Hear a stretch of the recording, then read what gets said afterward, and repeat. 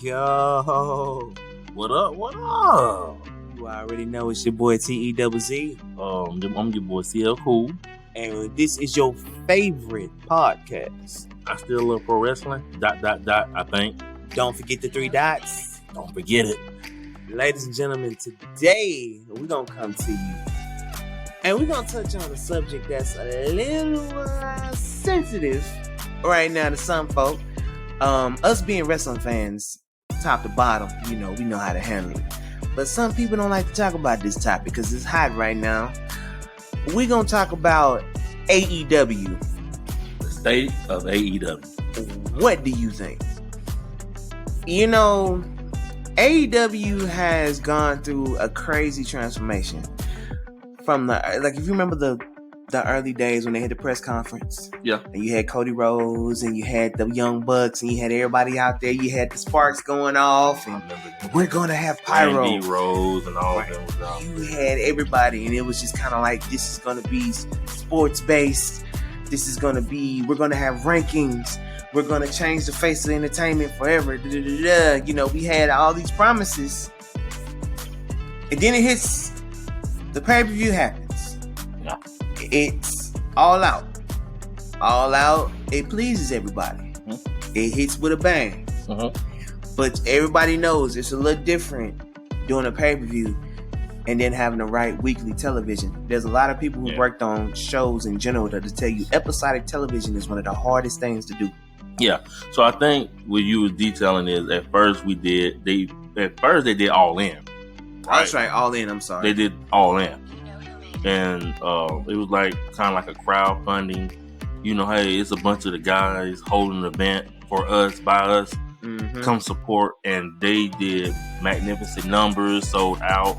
So it was good. Everybody had a WWE at the time. So it was like, we want to destroy the machine. Exactly. And then a billionaire son by the name of Tony Khan saw that and decided to make EVPs, and he wanted to make his own company. And the EVPs, like you said earlier, was Cody, Young Bucks, and Omega. Mm-hmm. And then they do All Out. You know what I'm saying? To start off, it's kind of like to start off the company in a way. Yeah. Kickstart, get everybody's feet wet, kind of show you what you about to get with the package. Because you find out they signed a Dynamite, and so after that, like you said, it's supposed to be sports based, and I think for about the first 6 months they did that. Yeah, I mean they stayed true to the rankings, but in pro wrestling, a ranking system is kind of hard because it just depends on what the booker's gonna do. Yep. Like on a previous video, we talked about Bryan Danielson, how he's been losing a lot lately. Nobody's going to look at him as a bottom of the card person. Nope. But if you look at his record as of late, his record has hurt tremendously. If you went by the rules of the early AEW, he would be, somewhere floating around the bottom.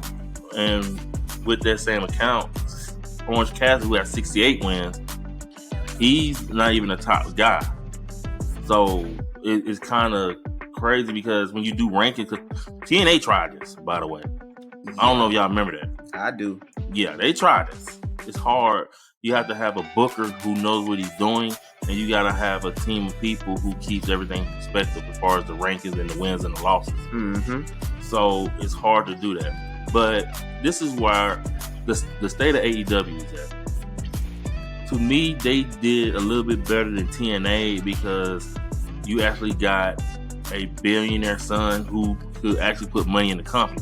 Remember, TNA, and you go listen to some of these people on their podcast, Dixie put the money in, but after a while, her parents started kind of like budgeting her. Like, hey, you're not about to put all that money here. Nope. Can't do it here. Nope. Oh, you want to do what and go where? No, we don't prove it. Where there's Tony Khan, he's getting full head of steam, so he want money somewhere, he get it. Yeah. And he run like the Jaguars, and he has like a soccer team. So Tony Khan is he gets way more privileges, I guess, with his family's money than Dixie does. Yeah. And that makes a huge difference. Even though Dixie did have some major acquisitions during that time, I mean, we saw another Hogan Bischoff era that we didn't think was gonna happen. She had some top WWE folk that jumped over. Yeah. Because once upon a time, and that was during the time I believe WWE was starting to transition into the PG era. Yep. And people was kind of getting tired of Super Cena. Yep. And everybody was looking kind of like with AEW. Everybody was looking for that alternative, and they wanted TNA. People were rooting for TNA. Yep. But they can stay out their own way. Exactly. Man, you took the words right out of my mouth. And I think AEW is kind of falling into that same sentiment. But, this is where I think AEW is messing up at, right? Like, they got the names. Punk, Danielson, Samoa Joe, Christian Cage. Just to name a few. Yeah, they got them. It's just, when you make wrestlers EVPs, you don't supposed to make wrestlers your EVPs. Yeah, because if I'm a wrestler, I'm an EVP, and I have power in the office, I want to get all my friends the belt, and I'm going to have the belt. Yeah. I mean, who wouldn't? Why would you book yourself any other way? If you was... Like, they had Kenny Omega over the women's division. They had the Young Bucks over the tag division. And then I think they had, like, Cody, like, over, like upper mid-card and stuff. Like, he was controlling some of that stuff. And bad. Who had all the belts? Bad. Who looked good on every show? Exactly. It was just bad. That's one thing. You don't give your wrestlers EVPs. Go ahead, I'm sorry. No, I mean, especially when you got people walking around. At the time, you had minds in wrestling. You had Arn Andersons. You had Tully Blanchard. You had people backstage that know what they're doing. And you constantly hiring people that are not really active wrestlers, like Paul Wright. You got Mark Henry.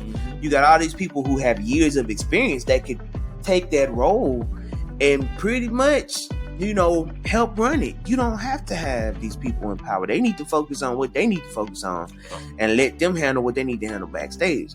But, you're giving them EVPs, and then what happens is you have EVPs and friends of the EVPs who feel like they don't have to listen to nobody because this is our friends' revolution. You get what happened at All Out this year. Yep. They get it every time. And, I mean, they say history is doomed to repeat itself. Yep. We saw it in WCW. Yep. Kevin Nash getting Booker. Kevin Nash was Booker. It was ridiculous. I mean, the streak was over. Like, as soon as he got the book, streak was over. The pink finger poke of doom. Just one thing after another. It brought back the NWO, brought his friends back, gave the belt back, and they went Ruckshire over there in 99. Yep. Kevin Nash had the book. And when you have EVPs and, they feel like this is our revolution, this is our company. Because that's how the EVPs feel. We built this. Why don't we listen to CM Punk and all that? You know what? We go to his locker room. Yeah. Like, so, that's another thing. But this is where, in the state of AEW, this is what I think is going to hurt them. Would you say it earlier about like why people went to TNA because they were tired of WWE? Mm-hmm. It's kind of the same thing that happened with the All In pay-per-view. Mm-hmm. People was tired, but I want to let AEW know. They probably don't know, but they should know by now. The guy that everybody hated, he's gone. Yes. The guy that everybody liked as far as NXT and some of the stuff, he's running it now. Yes. So the reason you would go to AEW is because I don't want to do what Vince McMahon do. He's going to have me dressed up as an alien.